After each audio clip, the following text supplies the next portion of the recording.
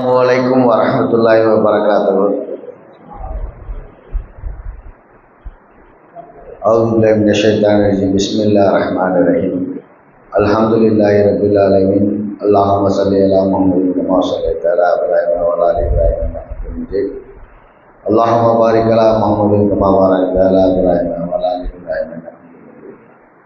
Alhamdulillah. ஹாஜிகள் எல்லாம் கொஞ்சம் நல்லா பிரிஸ்காக இருப்பீங்களா? காலிலேருந்து கேட்ட விஷயங்களை கொண்டு அல்ஹம்துலில்லாஹ். அதாவது ஹஜ் கமிட்டியுடைய முக்கியமான ஒரு குறிப்புகளை நம்ம அவசியம் தெரிஞ்சுக்கணும். ஹஜ் கமிட்டியில் சொல்லக்கூடிய ஷார்ட் ஃபார்ம்னு சொல்லக்கூடிய அந்த குறிப்புகளை அதை தான் நான் உங்களுக்கு இப்போ போட்டு வச்சுருக்கேன். இதை நீங்கள் உங்கள் மொபைலில் கூட நீங்கள் ஃபோட்டோ எடுத்துக்கலாம். எடுத்துக்கிட்டு இதெல்லாம் நம்ம அவசியம் தெரிஞ்சுக்கணும். ஏன்னா இது தெரிஞ்சுக்கிட்டிங்கன்னா தான் நீங்கள் அங்கே சவுதியில் போகும்போது இந்த ஷார்ட் ஃபார்ம் தான் நிறைய யூஸ் ஆகும். அப்போ ஹெச்சிஓஐன்னு நம்ம செலானில் பணம் கட்டினவங்க நிறைய பேர் இருப்பீங்கன்னு நினைக்கிறேன். பணம் கட்டிருக்கீங்களா ஆச்சு? அப்போ அதில் பார்த்தீங்கன்னா ஹெச்சிஓஐ காப்பின்னு இருக்கும். அது என்னன்னே தெரியாது நிறையா பேருக்கு. இதெல்லாம் நம்ம தெரிஞ்சு வச்சுருக்கணும் என்ன அப்படிங்கிறது. அதே மாதிரி டிஎன்எஸ்எஸ்சி அப்படின்றது என்ன அப்படிங்கிறதுனா தமிழ்நாடு ஸ்டேட் ஹஜ் கமிட்டியுடைய ஷார்ட் ஃபார்ம்.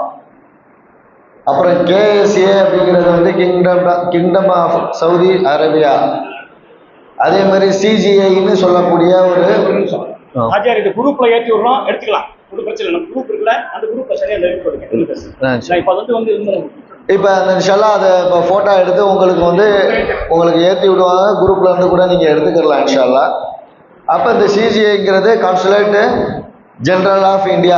இவங்களுடைய ரோல் என்ன அப்படின்னு சொல்கிறத அடுத்ததில் நான் சொல்கிறேன். அதுக்கடுத்து பார்த்தீங்கன்னா ஐஹெச்பி என்னன்னா இந்தியன் ஹஜ் பில்கிரிம்ஸ் ஆஃபீஸு. இந்த ஆஃபீஸ் தான் ஐஹெச்பிஓங்கிறது தான் அங்கே ஃபுல்லாக இருக்கும். எங்கே சவுதியில் இருக்கக்கூடிய இடங்கள்ல இந்த மாதிரி இருக்கும். நம்ம இந்தியன் ஹஜ் ஆஃபீஸ் அது. நீங்கள் போய் நீங்கள் ஏதாவது கம்ப்ளைண்ட்ஸோ எதாவது இருந்துச்சுனாலும் அந்த ஆஃபீஸை தான் அணுகணும். அதே மாதிரி ஹஜ்ஜி இன்ஸ்பெக்டர் ஒருத்தவங்க வருவாங்க. ஒவ்வொரு மாவட்ட ஹாஜி, அதாவது 150 ஹாஜிகளுக்கு விமானத்தில் பயணம் செய்யக்கூடிய 150 ஹாஜிகளுக்கு ஒரு ஹஜ்ஜி இன்ஸ்பெக்டர், ஸ்டேட் ஹஜ்ஜி இன்ஸ்பெக்டர்னு சொல்லிட்டு அவர் வாலண்டியர் இல்லை. நல்லா அந்த விளங்கிக்கிறோம். அவர் வாலண்டியர் கிடையாது, நம்மளுக்கு கைடு கிடையாது. அவர் ஒரு அஃபிஷியலாக டியூட்டி பார்க்கக்கூடிய அதிகாரி. இதை ஹாஜிகள் தவறாக விளங்கிக்கிட்டு அவரை கவர்மெண்ட்லேருந்து நம்மளை வாலண்டியராக போட்டிருக்காங்க, அவர் கைடாக வந்திருக்காரு, அவர் எதையுமே செய்ய மாட்டேங்கிறாரு, நம்மளை அங்கே கூட்டு போக மாட்டாரு, இங்கே கூட்டு போக மாட்டாருன்னு நினச்சி நிறைய சண்டை போடுவாங்க. அது அவருடைய பணி அல்ல.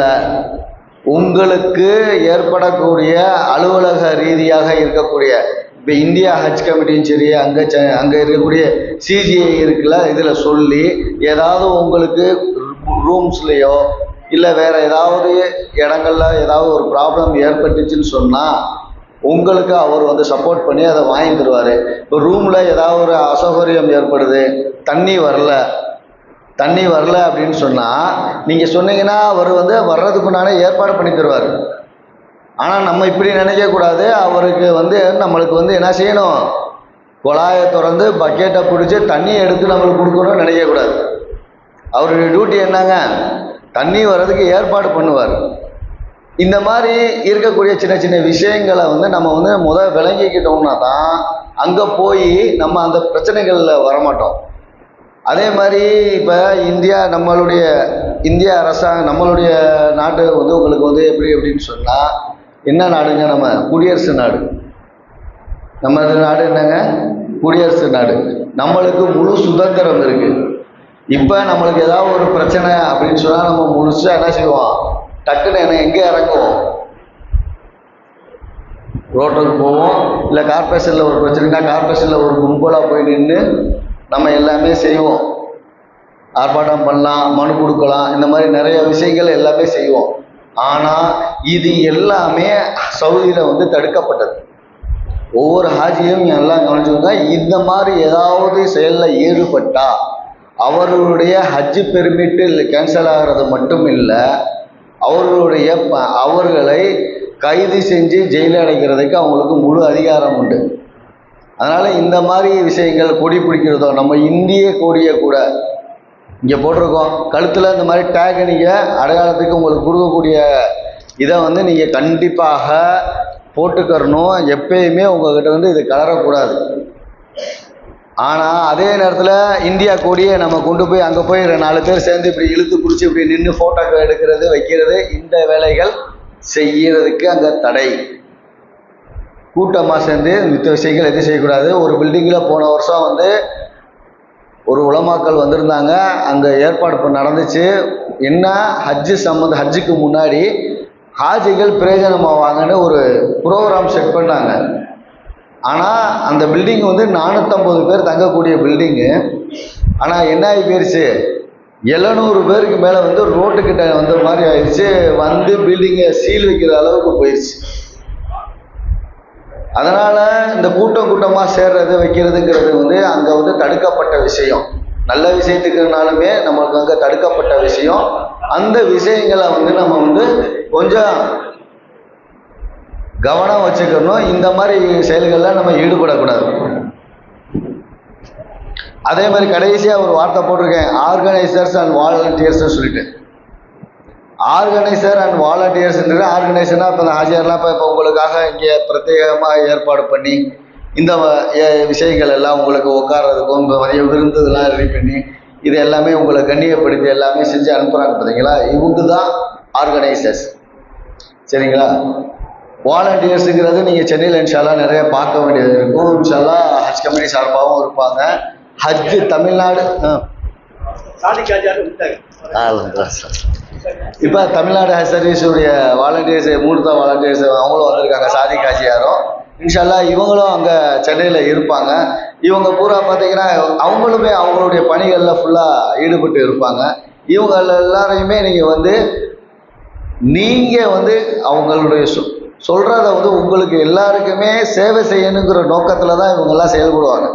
இப்போ ஆர்கனைசராக இருக்கட்டும், வாலண்டியர்ஸாக இருக்கட்டும், மாஸ்டர் ட்ரெயினர் ஆகிய நாங்கள் எங்களை மாதிரி ஆளுகளாக இருக்கட்டும், இவங்க நாங்கள்லாம் என்ன எதுக்காக இருக்கோம்னா ஹாஜிகளுக்கு உதவி செய்யணுங்கிற நோக்கத்தில் தான் நம்ம அந்த விஷயங்களை கூட இறங்கியிருப்போம். ஆனால் ஹாஜிகள் என்ன செஞ்சிடறதுன்னு சொன்னால் நம்ம சொல்லக்கூடியதை அவங்க செஞ்சிட்டாங்கன்னா சிரமம் இல்லாமல் போயிடும். அதை விட்டு எக்ஸ்ட்ராடினாக கொஞ்சம் அதிகப்படியாக போகிறதுனால என்ன ஆகுதுன்னா அங்கே நிறைய பிரச்சனைகள் உருவாகுது. அவங்கக்கிட்ட வந்து சண்டை போடுறது இந்த மாதிரி விஷயங்கள் எல்லாம் நம்ம வந்து தவிர்த்துக்கணும். அதனால் அவங்களும் யாருன்றதை நம்ம கொஞ்சம் இறங்கி வச்சுக்கணும்.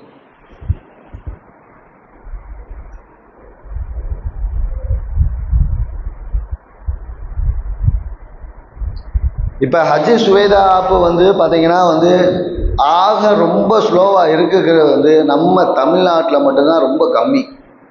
நம்ம மக்கள் வந்து இதை பயன்படுத்துறது இது பயன்பாடு வந்து அதிகமான இன்றைக்கி அப்டேஷன்லாம் நிறைய கொண்டு வந்துட்டாங்க. இதில் வந்து பார்த்தீங்கன்னா எல்லாமே SOSன்னு சொல்லி ஒரு அலர்ட் கொடுத்துட்டாங்க. ஏதாவது ஒரு ரீசனில் ஏதாவது ஒரு சின்ன ஒரு பேனிக் ஆகக்கூடிய ஏதாவது ஒரு எமர்ஜென்சி சுச்சுவேஷன் சொன்னால் அதில் நீங்கள் அலர்ட் கொடுத்துட்டிங்கன்னா ஆட்டோமேட்டிக்காக வந்து இங்கே வரைக்கும் வந்துடும். எங்கே வரைக்கும்? இந்தியாவில் இருக்கிறவங்களுக்கு வரைக்கும் அந்த தகவல் வந்து சேர்ந்துடும். ஏதோ ஒரு பிரச்சனையில் இந்த இடத்துல இருக்கிறாருன்னு சொல்லி. இப்போ இதை ஆக்டிவேட் பண்ண நம்ம கற்றுக்க வச்சுருக்கணும். இதை ஆக்டிவேட் பண்ணுறதுக்கு இன்ஷால்லா வீடியோ இருக்குது. நான் போட்டு காமிக்கிறேன். இன்ஷால்லா நீங்கள் வீடியோவை பார்த்து நீங்கள் தெரிஞ்சுக்கிறலாம். இன்ஷால்லா பின்னாடியும் நான் வந்து இப்போ கரூருக்கே ரெண்டு குரூப் இருக்குன்னு நினைக்கிறேன். ஹஜ் அஃபிஷியல் 2026ன்னு ஒன்று இருக்கும். அதே மாதிரி கரூர் டிஸ்ட்ரிக்ட் ஹாஜிஸ்ன்னு சொல்லிட்டு ஒரு இருக்குது. ரெண்டுலேயுமே இன்ஷால்லா நான் போட்டு விட்றேன் உங்களுக்கு. அதில் நீங்கள் வந்து பார்த்துக்கறலாம் இன்ஷால்லா. எப்படி லாகின் பண்ணுறதுன்னு லாகின் பண்ணாதவங்க ஆனால் ஒரு கவரில் இருக்கக்கூடியவங்க அவங்க மொபைல் நம்பரை கொடுத்துருப்பீங்க. கவர் ஹெட்டுடைய மொபைல் நம்பர் கொடுத்துருப்பீங்க. எம்பின் லாகின் கொடுத்துருப்பீங்க. அந்த இதுதான் உங்களுடைய சக பயணிகளுக்கும் அதுதான். 4 பேர் போயிருக்கீங்க ஒரு கவர்லன்னா 4 பேரும் அதே சேம் நம்பரை போட்டு தான் ஓப்பன் பண்ணணும். அப்படின்னா தான் அது ஓப்பன் ஆகுமே தவிர தனித்தனியாக நான் நம்பர் போட்டு பண்ணணும்னு அப்படின்னா பண்ண முடியாது. ஆனால் அதை ஓப்பன் பண்ணிட்டீங்கன்னா 4 பேருடைய விவரங்களும் அதில் காமிக்கப்படும்.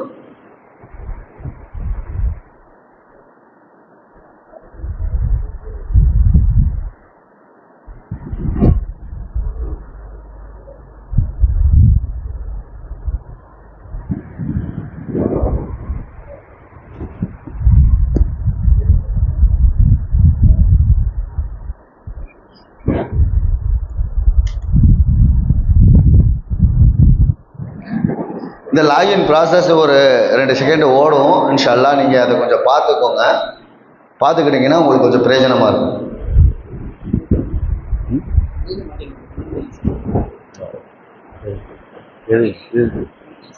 இல்லை சும்மா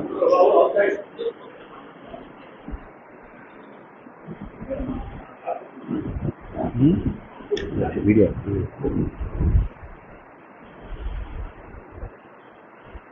இன்ஷால்லா அந்த வீடியோவை நான் வந்து உங்களுக்கு ஹஜ் குரூப்பில் நான் ஷேர் பண்ணி விடுறேங்க. இதை வாய்ஸோடு வரும் இன்ஷால்லா. ஆனால் ஜஸ்ட்டு நீங்கள் இதை பார்த்துக்கோங்க கொஞ்சம்.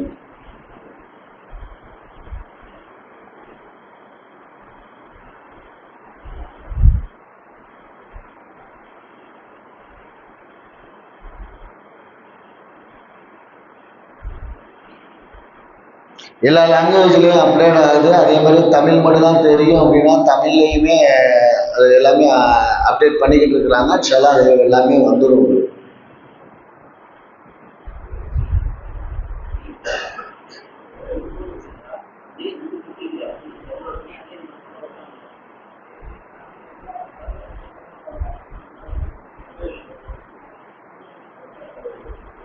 ஆனால் லாகின் கொடுக்கும் போகும்போது என்ன மொபைல் நம்பரோ அந்த எம்பின் தான் போடணும்.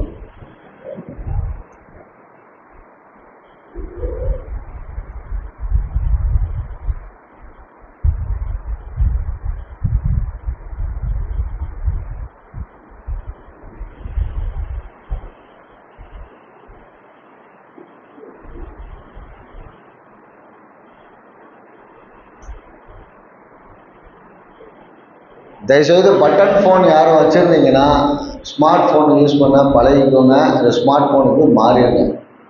அது இது நம்ம தீனுக்காக நம்ம செய்கிறோம். இவ்வளோ நாளாக போயிடுச்சு. ஆனால் தீனுக்காக கற்றுக்கிறணும், அந்த விஷயத்துக்காக நம்மளுடைய தேவைக்காக நம்ம செய்கிறோம். இதனுடைய மேப் எல்லாமே உங்களுக்கு ரூட்ஸு மேப்ஸு இதில் பார்த்தீங்கன்னா நீங்கள் கொண்டு போகக்கூடிய லக்கேஜு அது எங்கே இருக்குது, இது எல்லா விவரமும் அதில் வந்துடும் ஃபுல்லாகவே. அதே மாதிரி நீங்கள் எங்கே தங்க வைக்க போகிறீங்க, மினாவுடைய டென்ட்டு எங்கனக்குள்ளே உங்களுக்கு அலாட் பண்ணியிருக்காங்க, அரஃபாவுடைய டென்ட்டு எங்கே இருக்குது, இதுக்கு எப்படி நம்ம போகணும், அந்த பாதைகள் கொண்டு இப்படி எல்லா டீட்டெயில்ஸும் உங்களுக்கு அதில் கொடுத்து வச்சுருக்கிறாங்க.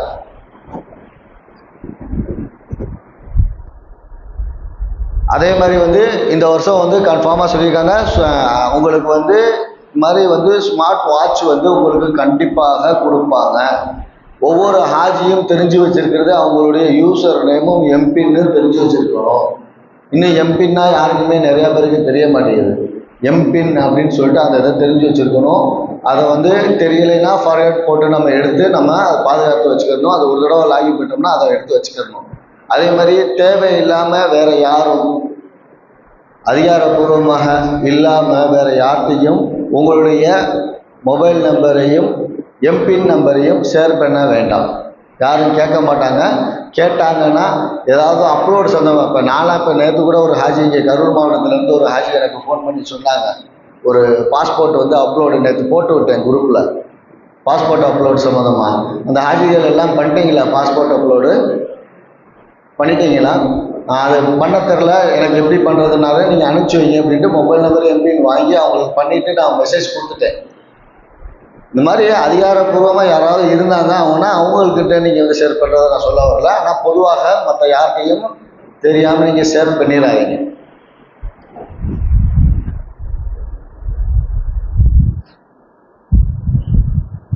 அதே மாதிரி இந்த ரியால் சம்மந்தப்பட்ட விஷயங்கள் உங்களுக்கு சொல்லிட்டாங்க. ஐயா ரியால்னு, இந்த ரியால் நீங்கள் உங்களால் தெரிஞ்சால் இங்கேயே மாற்றணும்னா மாற்றிக்கோங்க. அப்படி இல்லைனாலும் ஹஜ் ஹவுஸில் இதுக்குன்னு சொல்லி ஸ்டேட் பேங்க்லேருந்து ஒரு கவுண்டர் தனியாகவே போட்டு நீங்கள் ஹஜ்ஜுக்கு போகிறதுக்கு முன்னாடி நீங்கள் விசா வந்துடும் பார்த்தீங்களா, அதை வச்சு உங்களுடைய பேன் கார்டு ஆதார் கார்டு இதை கொடுத்தீங்கன்னா, ஏன்னா பாஸ்போர்ட் கையில் இருக்கும், பாஸ்போர்ட் ஜெராக்ஸும் நீங்கள் பேன் கார்டு இந்த டீட்டெயில்ஸை அவங்கள்ட்ட சப்மிட் பண்ணிங்கன்னா அங்கேயும் ரியால் உங்களுக்கு மாற்றி கொடுப்பாங்க. அந்த ஃபெசிலிட்டி சென்னையில் இருக்குது.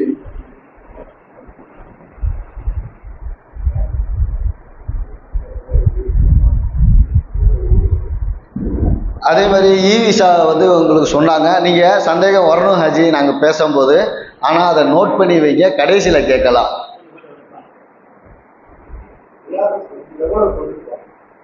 அதான் இப்போ சொல்கிறேன், 5000 ரியால் கொண்டு போங்க, 10,000 ரியால் வரைக்கும் கொண்டு போகலாம் ஹாஜி. ஒரு ஆள் நான் உட்காருங்க சொல்லிடுறேன். இந்த மாதிரி சந்தேகம் வரணும். ஆனால் இந்த சந்தேகத்தை என்ன செய்யணும்னா உடனுக்குடனே நம்ம கேட்டோம் அப்படின்னா அது அப்படி கண்டினியூவாக போகாது, அங்கங்கே தடைப்பட்டு நின்றோம், சொல்லக்கூடிய விஷயங்கள் வந்து தடைப்பட்டு நின்றோம். அப்போ என்ன செய்யணும்னா அதுக்கு தான் நாங்கள் வந்து எங்கே போனாலுமே அந்த பேடையும் பேனாவையும் கொண்டு போய் கொடுத்துருவோம், அதை அரேஞ்ச் பண்ணியே வச்சுருக்குறோம். ஆனால் ரெண்டாவது நீங்கள் எழுதி வச்சிங்கன்னா அது மாதிரி ஒரு விஷயங்கள் வந்து உங்களுக்கு ஞாபகப்படுத்தாது. சும்மா நீங்கள் எழுதிக்கிட்டீங்கன்னா அதுதான் கடைசியாக சும்மா எடுத்து பார்த்தீங்கன்னா கூட அது பின்னாடி உங்களுக்கு ஞாபகப்படுத்தும். அது பேசுகிறது அப்படியே அன்னைக்கு சொன்னது எல்லாத்தையுமே அப்படியே ஞாபகத்துக்கு நம்மளுக்கு கொண்டு வந்துடும். இப்படி கேட்டோம்னா அல்லாஹ் கொடுத்த 2 காதில் ஒரு காதில் வாங்கிட்டு இன்னொரு காதில் என்ன செஞ்சுறது, அப்படியே வெளியே அனுப்பிச்சிட்டு அதோட விட்டுறது.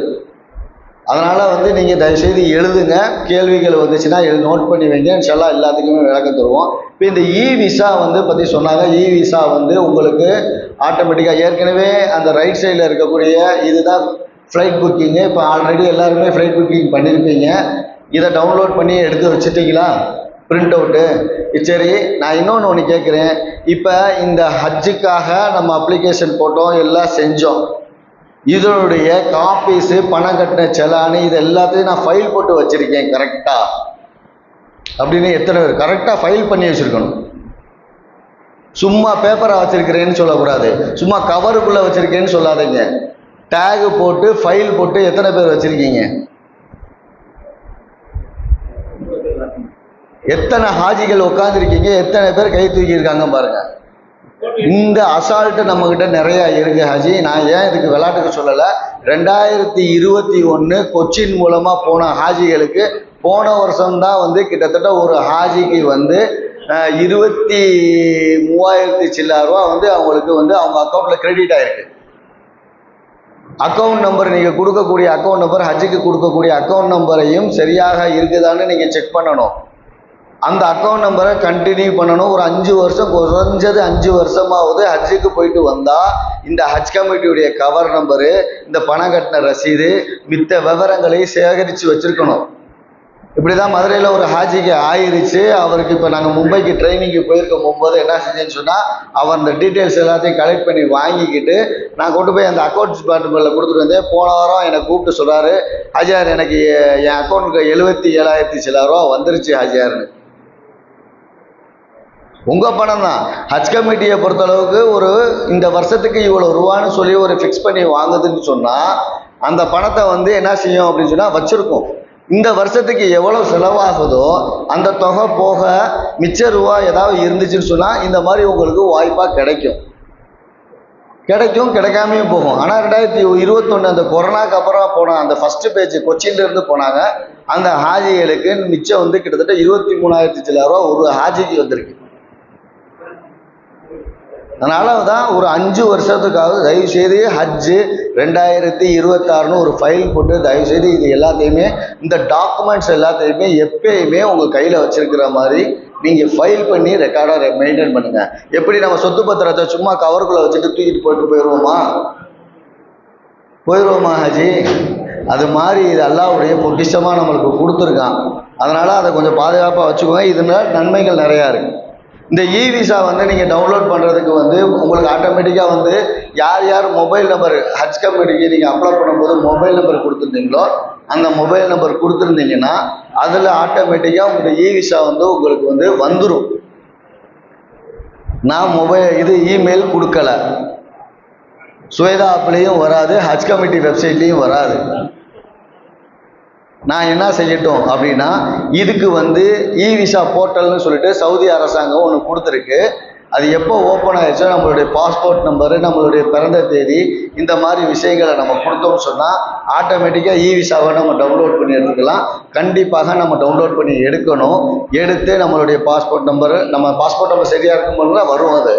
அது போக பேர் ஏதாவது மிஸ்மேட்சாக இருக்குது, ஃபோட்டோ ஏதாவது மிஸ்மேட்ச் ஆகுது. ஆனால் ஹாஜிகள் வந்து நிறையா ஃபோட்டோவில் தப்பு பண்ணுறீங்க.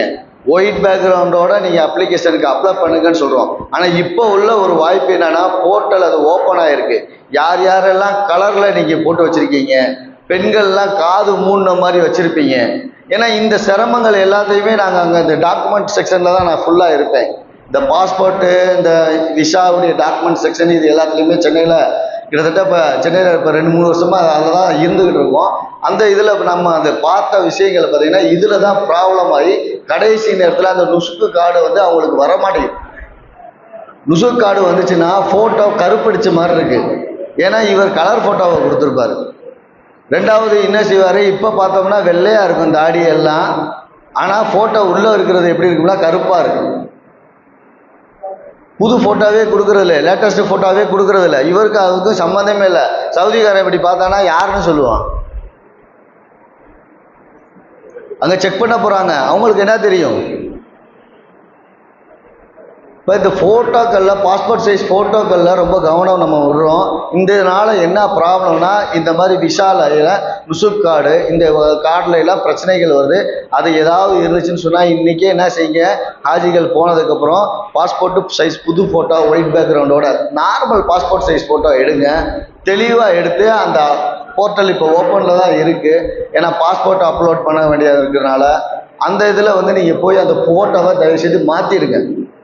ஆட்டோமேட்டிக்காக விசா வரும்போது எந்த சிரமமும் இல்லாமல் உங்களுக்கு வந்து சேர்ந்துடும். அதே மாதிரி வந்து இது நான் இந்த படத்தை நல்லா பார்த்துக்கோங்க. இது வந்து லக்கேஜில் கொடுக்கக்கூடிய டேக். லக்கேஜ் பெரிய பெட்டி உங்களுக்கு சொன்னாங்கல்ல, ஒரு ஆள் எத்தனை பெட்டி கொண்டு போகலாம் ஆஜி? 2 பெட்டி. அந்த பெட்டிக்கு கொடுக்கக்கூடிய டேக் ஆஜி இது.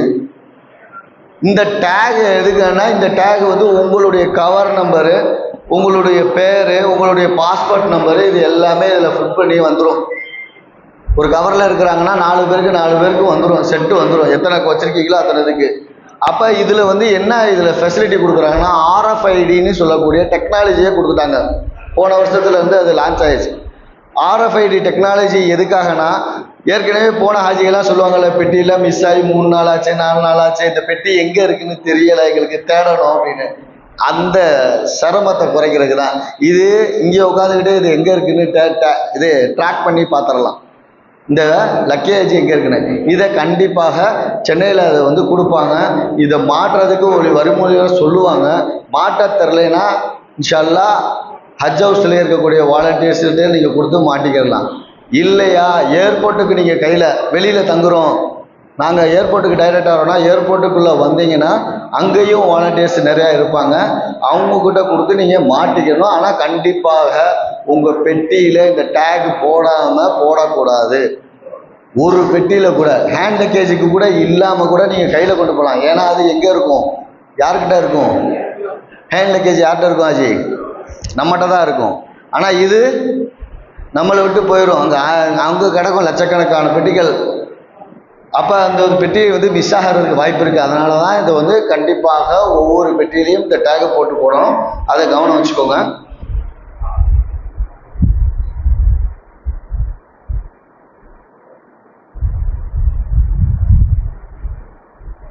கஸ்டம்ஸ் சம்பந்தமான ஒரு சில விஷயங்களை வந்து உங்களுக்கு நான் சொல்லிடுறேன். ஏர்போர்ட் செக்கிங்கில் பணங்களை நீங்கள் வந்து உள்ள பெட்டிக்குள்ளே பிரித்து வைக்கன்னு ஏற்கனவே சொல்லிட்டாங்க. அது மாதிரி பணங்களை நீங்கள் ஹரம்பு கொண்டு போகணும்னாலுமே, உங்கள் ரூமுக்கு போயிட்டு கொண்டு போகணும்னாலுமே நீங்கள் என்ன செய்யணும், மொத்த பணத்தையும் கையில் எடுத்துகிட்டு போகக்கூடாது. ஏன்னா அதே மாதிரி நம்ம தான் எல்லா பணத்தையும், இப்போ நம்மளுடைய பழக்கம்லாம் இருக்கும். இங்கே பணம் பழக்க வழக்கம், இந்த மாதிரி விஷயங்கள் எல்லாத்தையுமே யார் ஹேண்டில் பண்ணுவா? ஒரு குடும்பத்தில் ஆண்கள் தான் அதிகமாக பண்ணியிருப்போம். ஆனால் அங்கே என்ன செய்யணும், அவங்கக்கிட்டையும் தயவு செய்து கொடுத்து வைங்க. அதே மாதிரி இந்த இதில் முக்கியமான விஷயங்கள் என்ன செய்வாங்கன்னா, பாஸ்போர்ட் இப்போ எல்லாத்துக்கும் கையில் கொடுப்பாங்க. கவர் நம்பரு, ஒருத்தர் வந்தாலே 4 பாஸ்போர்ட். இப்போ 4 பேர் இருக்கீங்கன்னா 4 பேர் பாஸ்போர்ட்டையும் ஹஜ் ஹவுஸில் வச்சு உங்கள் கையில் கொடுப்பாங்க. இப்போ ஏர்போர்ட்டுக்குள்ளே போகும்போது அந்த 4 பாஸ்போர்ட் யார்கிட்ட இருக்கும்? சொல்லுங்க. 4 பேர்டையும் தனித்தனியாக இருக்குமா? மொத்தமாக வாங்கி வச்சுக்கிற மாட்டீங்கல்ல. ஏன்னா அங்கே ஏர்போர்ட்டில் நடக்கிற விஷயம் என்ன அப்படின்னு சொன்னால், இவர் ஹஸ்பண்ட் என்ன செய்வார், அவருக்கு விவரம் தெரியாதுங்க, இப்படியே சொல்லுவார். அவளுக்கு விவரம் தெரியாதுங்க, தொலைச்சு விட்டாருன்னா நான் என்னங்க செய்ய முடியும், அதனால் நான் பத்திரமா வச்சுருக்கேன்னு சொல்லிட்டு இவர் என்ன செஞ்சிட்டாரு, உள்ளே போயிட்டார். ஏங்க நீங்கள் உள்ள அந்த அம்மா அங்கனுக்குள்ளே உள்ள விட மாட்டேன்றாங்க இமிக்ரேஷனில். அந்த அம்மா ஒரே அழுக, ஐயா அவர் போயிட்டாருன்னு. அப்புறம் இங்கே இருக்கிற வாலண்டியர்ஸ் போய் அவரை கூப்பிட்டு வந்து அவங்க பாஸ்போர்ட்டை வாங்கி கொடுத்து திருப்பி உள்ளே கூப்பிட்டு போச்சு. ஒரு விஷயம் தெரிஞ்சுக்கிறணும், பெண்கள் எல்லாம் விவரமாக இருக்கிறதுனால தான் நம்மளுடைய வண்டியெல்லாம் சிரமம் இல்லாமல் கரெக்டாக ட்ராக்காக போய்கிட்டு இருக்கு. ஏன்னா நம்ம வந்து ரொம்ப அறிவாளின்னு நம்ம நினைக்கிறோம். நம்மளை சமாளித்து கொண்டு போகிற திறமை யார்கிட்ட இருக்கு? ஒவ்வொரு ஆண்களும் திறமையானவன் நம்ம நினச்சிக்கிறோம். ஆனால் அதை சமாளித்து கொண்டு போகக்கூடிய திறமை யாருக்கு கொடுத்துருக்கான்? அல்லாஹ்தாலா அவங்களுக்கு கொடுத்துருக்கான். அதனால் அவங்கள சாதாரணமாக நினைக்கக்கூடாது. ஆனால் இந்த விஷயங்கள் எல்லாத்தையுமே அவங்களுக்கு நம்ம சொல்லி கொடுக்கணும். இது நம்ம மேலே உள்ள கடமையாக இருக்குது. இதெல்லாம் சொல்லி கொடுத்து அவங்கள என்ன செய்யணும், நம்ம அவங்க கரெக்டாக அந்த பாதைகளில் நம்ம வந்து கூட்டு போகிறது எப்படி, இதெல்லாம் எப்படி அவங்களுக்கு ஹேண்டில் பண்ணணும், எப்படி பத்திரமா வச்சுருக்கணும், இந்த விஷயத்தை எல்லாத்தையுமே அவங்களுக்கு சொல்லித்தரணும். இன்ஷால்லா சொல்லி கொடுத்துடலாமா? அதே மாதிரி இந்த இமிக்ரேஷன் போகும்போது வந்து உங்களுக்கு இந்த பெல்ட்டு நீங்கள் போட்டுருந்தீங்கன்னா எடுத்து போட சொல்லிடுவாங்க. இந்த மாதிரி அவங்க என்ன கியூ மெயின்டைன் பண்ண சொல்கிறாங்களோ அதுதான். எந்த வகையிலையும் முந்தி அடிச்சுட்டு போகக்கூடாது. போர்டிங் பாஸ் ஏற்கனவே சொன்னாங்க, அதில் சீட் நம்பர் அலாட் பண்ணி இந்த தடவை கொடுத்துருவோம்னு சொல்லியிருக்கிறாங்க. சீட் நம்பர் போட்டு வந்துச்சுன்னா எந்த சீட்டு உங்களுக்கு அலாட்டோ அந்த சீட்டில் மட்டும்தான் நீங்கள் போய் ஃப்ளைட்டில் போய் உட்காரணும். நான் போய் எனக்கு ஜன்னல் ஓரம் வேணும், நான் அங்கிட்டு வேணும்லாம் போயெல்லாம் உட்காரக்கூடாது. அதனால் இந்த விஷயங்களை செய்யக்கூடாது. அதே மாதிரி 10 பேர் போயிட்டு மொத்தமாக சீட்டை பிடிச்சி உட்காந்துக்கிறது, அதையும் செய்யக்கூடாது. உங்களுக்கு ஒதுக்கப்பட்ட ஒரு இருக்கையில் போய் நம்ம உட்காந்துக்கிறணும். அப்படி சீட் நம்பர் போடலைனாலும் வருஷப்படி அவங்க உட்கார சொல்லி உள்ள விமான பெண் ஊழியர்கள், ஆண் ஊழியர்கள் இவங்கெல்லாம் இருப்பாங்க. இவங்கெல்லாம் வந்து என்ன செய்வாங்கன்னா உங்களுக்கு இது பண்ணுவாங்க. தமிழ்நாடை பொறுத்தளவுக்கு வந்து முழுக்க சவுதி ஃப்ளைட்டு தான் உங்களுக்கு அலாட் பண்ணப்பட்டிருக்கு.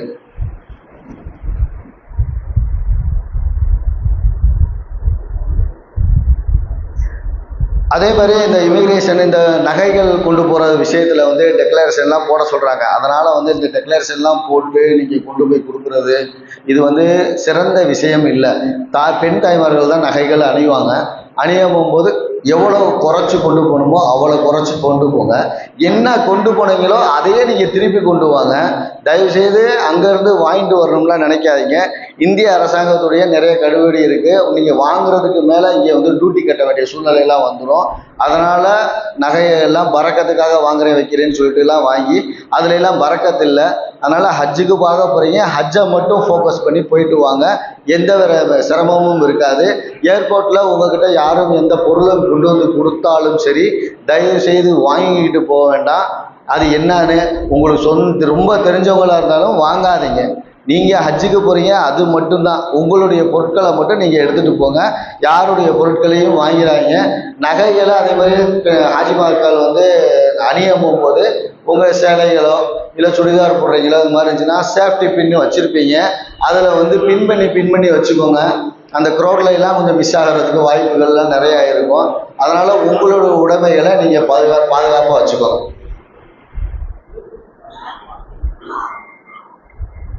இப்போ நம்ம ஹராம் கட்டி நம்ம வந்து அல்லாஹ்வுடைய கிருபையில் வந்து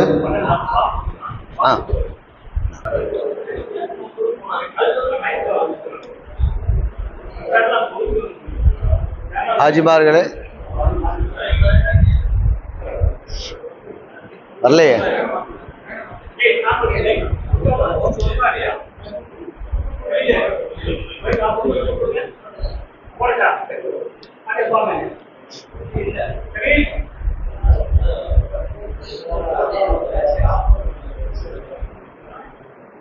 அஸ்ஸலாமு அலைக்கும். ஹாஜி கொஞ்சம் ஒரு 10 நிமிஷம் உட்காருங்க. 10 நிமிஷத்தில் நம்ம இன்ஷால்லா நான் 12:55 இங்கே முடிச்சுடுவோம். அதுக்கப்புறம் தொழுக. ஆமாம், ஒரு 10 நிமிஷம் மட்டும் விடுங்க. அந்த முக்கியமான விஷயத்தை மட்டும் முடிச்சிடுறேன், ஒரு செஷனை முடிச்சிடுறேன்.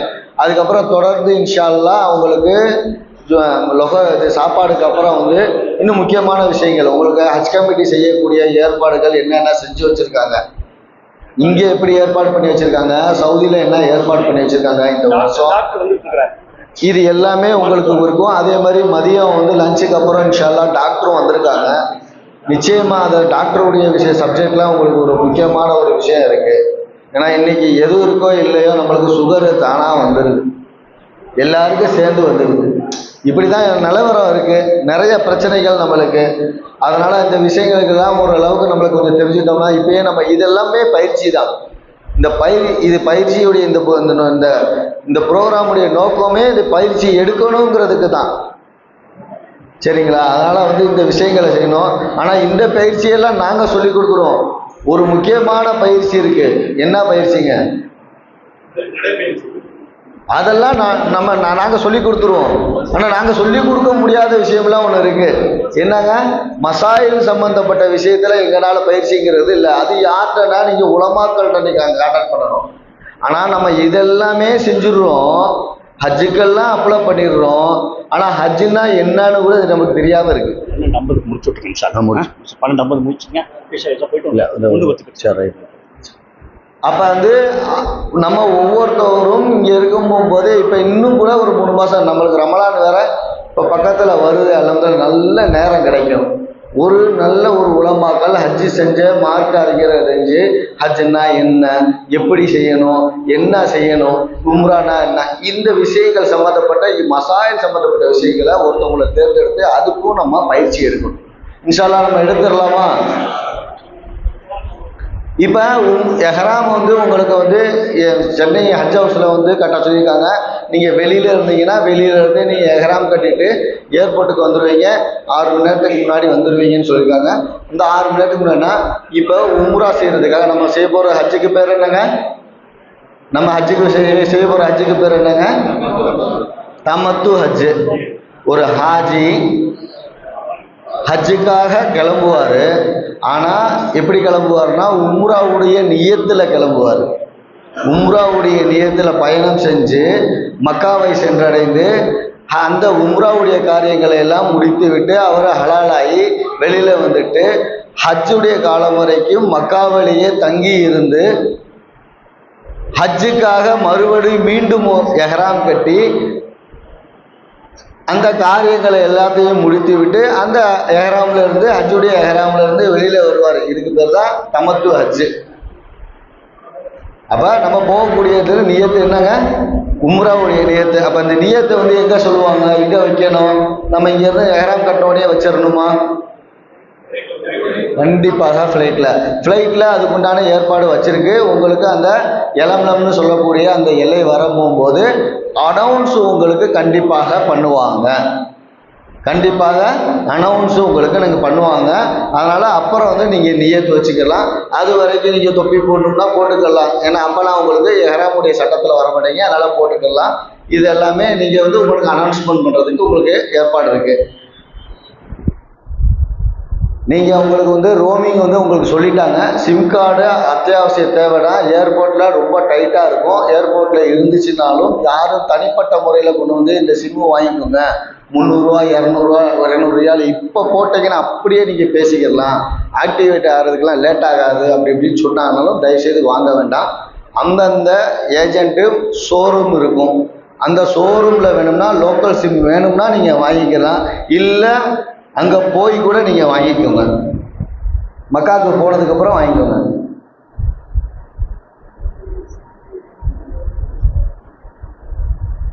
இப்போ இந்த நுசுக் கார்டு பற்றி நான் உங்களுக்கு சொல்லிடுறேன். இந்த நுசுக் கார்டு உங்களுக்கு என்ன செய்வாங்கன்னு சொன்னால் உங்கள் மௌலிம்னால் உங்களுக்கு ஏற்பாடு பண்ணி தரதுக்கு ஏற்பாடு பண்ணியிருக்கிறாங்க.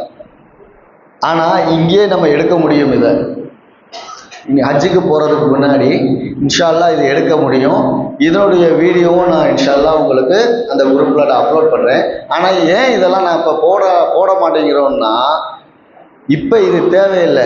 இப்போ நான் ஒரு விஷயத்த சொன்னேன் அப்படின்னு சொன்னால் உடனே ஹாஜிகள் அதை தான் போய் பார்ப்பீங்க. அது இப்போ செய்யக்கூடாது. எப்போ ரிலீஸ் ஆகுதோ அந்த ரிலீஸுக்கு அப்புறம் தான், எப்போ உங்களுக்கு விசா ரிலீஸ் ஆச்சோ அப்போ தான் நீங்கள் நுசுக் கார்டை பற்றி தேடணும். விசா ரிலீஸ் ஆகாமல் நுசுக் கார்டை பற்றி தேடக்கூடாது. சில பேருக்கு இங்கே வரவே வராது. கவலைப்படாதீங்க. இன்ஷா அல்லாஹ் நீங்கள் அங்கே போன பிறகு உங்கள் மௌலி மூலமாக ஏற்பாடு பண்ணி உங்களுக்கு கொடுக்க சொல்லியிருக்கு. அது போக உங்களுடைய ஸ்டேட் ஹஜ் இன்ஸ்பெக்டர் உங்கள் கூட வராரு பார்த்தீங்களா, அவரும் உங்களுக்கு இன்ஷா அல்லாஹ் அதனுடைய கார்ட்ஸை உங்களுக்கு கொடுப்பார்.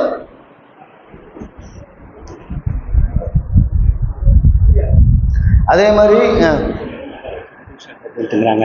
ஆமாம், துளி கொண்டு போய் வச்சுக்கலாம். சரி முடிச்சவங்க அதுதான். அதே மாதிரி நீங்கள் ரூமுக்கு போனதுக்கப்புறம் வந்து ஒவ்வொருக்கும் இப்போ நமக்கு சவுதியில் இப்போ நீங்கள் உங்களை இங்கேருந்து கூட்டு போயிட்டாங்க, போனவுடனே அவசரப்பட்டு உடனே உம்ராக்கு போகணும் அப்படிங்கிறதெல்லாம் இல்லை. கிட்டத்தட்ட 48 மணி நேரம் நீங்கள் வந்து ரொம்ப ஸ்ட்ரெஸ் ஆகி இருந்திருப்பீங்க. அதனால் நீங்கள் என்ன செய்யுங்க, இன்ஷால்லா நல்லா ரெஸ்ட் எடுங்க. ரெஸ்ட் எடுத்துகிட்டு அதுக்கு தகுந்தாப்புல ஒரு குரூப்பாக யாரும் கைடெல்லாம் இருக்க மாட்டாங்க, யாரும் கைடு இருக்க மாட்டாங்க. எந்த பஸ்ஸுன்னு நீங்கள் அங்கே கேட்டிங்கன்னா அவங்களே டோக்கன் நம்பர் இது எல்லாமே உங்களுக்கு சொல்லிடுவாங்க. பில்டிங்கில் உள்ள ஹஜி ஹஜி அது நீங்கள் போய் அங்கே ரூமுக்கு போனோடனே ரிசப்ஷன்லேயே உங்களுக்கு வந்து என்ன ஆகும் அப்படின்னா அந்த கார்டெல்லாம் கொடுப்பாங்க. அதில் நீங்கள் இங்கே அசிசியாவிலேருந்து நீங்கள் எப்படி வந்து ஹரம்க்கு போகணுங்கிற அந்த வழி இதெல்லாமே இருக்கும். ஒவ்வொரு தெருக்கும் வந்து நம்ம ஊரில் எப்படி இருக்கும், இந்த தெருக்கு என்ன பேர் ஹஜி சொல்லுங்கள்? ரஹமத் நகர். இது என்ன ரோடுன்னு கேட்டால் ரஹமத் நகர் சந்து 1வது தெரு, இந்த மாதிரி ஏதாவது ஒரு இருக்கும். இதுதானே நம்ம சொல்லுவோம். ஆனால் அங்கே எப்படின்னா ஒவ்வொரு ரோடுக்கும் நம்பர். அப்போ அந்த நம்பர்களை நம்ம தெரிஞ்சு வச்சுக்கிறோம். ஸ்மார்ட் ஃபோன் கொண்டு போகிறது இல்லைனா உங்களுக்கு என்ன ஆகும்னா இந்த மாதிரி பில்டிங்ஸு, உங்களுக்கு ரிசப்ஷன் ஏரியா, அது போக அந்த ரோடு ஏரியா பேர் இதெல்லாம் போட்டு வச்சுருப்பாங்க. இது எல்லாத்தையுமே அப்பப்போ நீங்கள் அப்படியே அடையாளத்துக்கு ஃபோட்டோ எடுத்து இதெல்லாமே கவனமாக வச்சுக்கணும். இது வச்சுக்கிட்டிங்கன்னா நீங்கள் எங்கிட்டு போனாலும் வந்துக்கலாம். இன்ஷா அல்லாஹ் நான் வந்து அடுத்து வந்து இந்த ரூம்லேருந்து நீங்கள் எப்படி புறப்பட்டு உம்ராக்கு நீங்கள் செய்ய போகிறீங்க, அந்த உம்ராவுடைய விஷயங்கள் இருக்குது. அதுக்கப்புறம் வந்து ஹஜ்ஜுடைய ஏற்பாடுகள் எப்படி உங்களுக்கு Saudi government, India government, Saudi government எல்லாம் இணைஞ்சு எப்படி உங்களுக்கு ரெடி பண்ணி வச்சுருக்கிறாங்க, இது எல்லாமே இன்ஷா அல்லாஹ் ஆஃப்டர் லஞ்ச் செஷன் வந்து நான் எடுப்பேன் இன்ஷா அல்லாஹ் உங்களுக்கு. அப்போ உங்களுக்கு வந்து இன்னும் டீட்டெயில்ஸாக நான் இன்ஷா அல்லாஹ் சொல்லித்தரேன் இன்ஷா அல்லாஹ். அஸ்ஸலாமு அலைக்கும். இப்போ நேரம் 12:52 ஆயிடுச்சு. இன்ஷா அல்லாஹ் நம்ம தொழுகை இன்ஷா அல்லாஹ் இது